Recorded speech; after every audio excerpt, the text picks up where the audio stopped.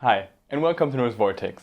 Today's video is a new episode of Looking Back, and today we're going to talk about At the Gates' Slaughter of the Soul. Slaughter of the Soul is an undisputed classic of melodic death metal, to the point where it's often referred to as the blueprint for a melodic death metal album. Out of the big names in melodic death metal, At the Gates were one of the first bands to emerge from the Gothenburg scene. When listening to Slaughter of the Soul, it's actually hard to imagine that At the Gates came from even darker places. On the Red in the Sky's Hours, the band debuted with a sinister sound with brittle and unsettling production, Thomas Lindberg's lunatic bellow, and equally disturbing and melancholic riffs. And from the start, At the Gates were unusually melodic for a death metal band at the time, for example on tracks like Windows or Neverwhere. However, it wasn't until the departure of Alf Svensson that the band started to pursue their melodic tendencies more actively. Svensson had been the main songwriter for the band, and after the band's second album with Fear I Kissed the Burning Darkness, he left At the Gates to focus on his career as a tattoo artist.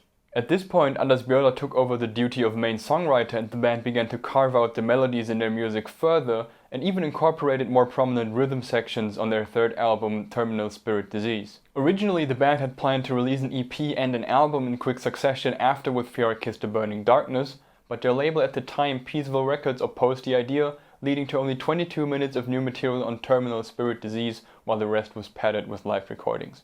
Following a disastrous tour that had to be cancelled shortly after it had started due to the band's tour manager supposedly being robbed, At the Gates were down but not out and found a new home with Earache Records, who gave them more chances and resources for their next album. With this, At the Gates were determined to make the next album count and put all of themselves into the recording process, even calling Slaughter of the Soul their revenge album. Compared to their previous album, Slaughter of the Soul leaves the schizophrenic songwriting of With Fear and the gruesome insanity of the Red in the Sky's Hours behind and presents an extremely stripped-down style.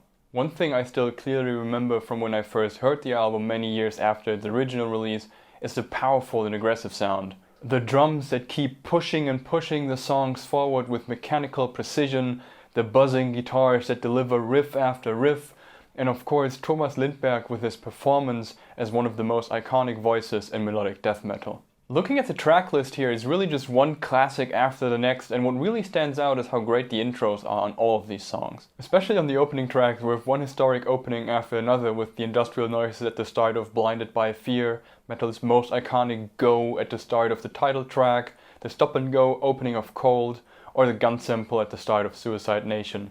The classic Gothenburg style of riffing is realized in its clearest form on Slaughter of the Soul, and there's actually a very insightful video by YouTuber Leong that explains better than I can how classic heavy metal like Judas Priest influenced and paved the way for riffing in melodic death metal. I'll leave a link to that video down in the description below.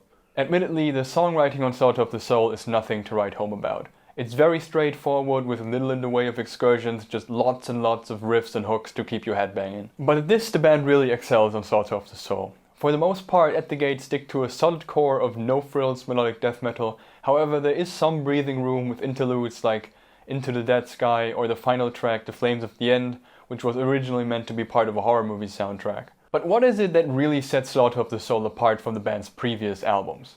Of course it's their most single-minded, but it's also their most confrontational release. On previous albums, At the Gates already had a very visceral sound, but the themes and tone of their music painted a picture of fragility more so than empowerment. However, on Slaughter of the Soul, At the Gates sound pissed off and ready for reckoning without compromising on their emotional qualities.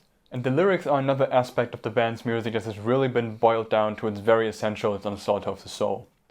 The band has always had themes of nihilism and psychology in their music, but on previous albums the lyrics were much more abstract and picturesque. So, bottom line, Slaughter of the Soul is the result of distilling the band's music again and again until only its purest essence remained, which was then amplified to the extreme. Perhaps surprisingly, however, Slaughter of the Soul wasn't an instant hit.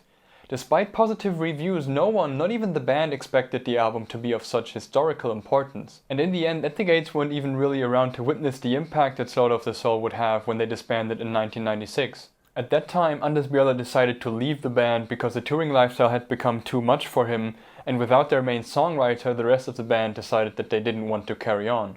However, 12 years later, in 2008, the band reunited for live shows and returned to venues overflowing with fans that had eagerly awaited their return. Because in the meantime the album had spread through the underground of the melodic death metal and metalcore scene, as Earache kept it available in stores with frequent reissues. In combination with the simple formula of the Gothenburg style riff, Slaughter of the Soul influences were soon to be heard everywhere. Simultaneously, Slaughter of the Soul's accessible and catchy sound and its electrifying energy made it the perfect gateway album for many, making it an unquestionable pillar of the genre 25 years and counting.